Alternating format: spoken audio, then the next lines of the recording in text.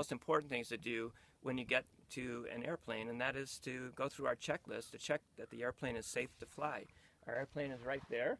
And as I do that, I'm going to also talk about the different flight control surfaces of the airplane. All right, we're about to do our checkoff list, and you might wonder why a pilot would have a list in front of him. Doesn't he remember all this?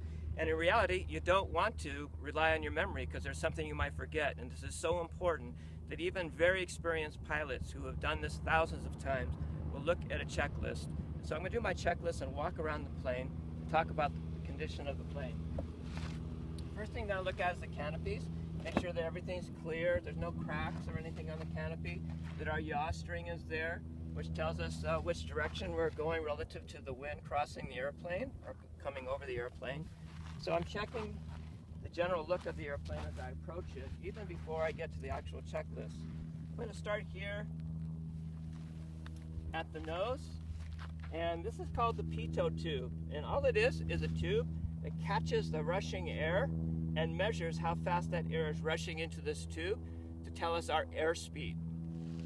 And that, because there are controls back here as well, make sure that we're clear.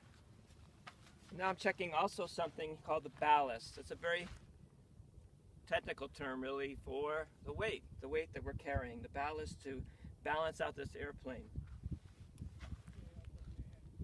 So because my front passenger is a little light, we're going to have to add some ballast here to bring the center of gravity and the pitch where it should be. This is the aileron. So I'm checking the aileron, making sure as this one goes up, the other one goes down. And remember,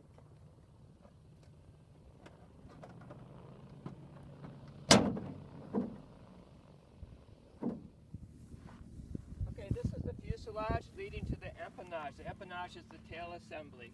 But right along, midway along it, is a very important little hole. It's called the static port. And this measures the air pressure outside the airplane. And you got to make sure there aren't any bugs or debris in that, because you don't want that. It's going to throw off our altimeter, and it's going to give us inaccurate readings inside the airplane. This is the stabilizer on the horizon, and behind it is the rudder right here with the vertical stabilizer, and then behind the horizontal stabilizer is the elevator. This controls the pitch of the airplane. So every aircraft in the world has identification numbers so that we can identify and distinguish it from other aircrafts. In the United States, it seems like they all start here with N. And so this is the number of the aircraft, and this is a short version. So over here, the A, we say Academy 8 because this is for the soaring.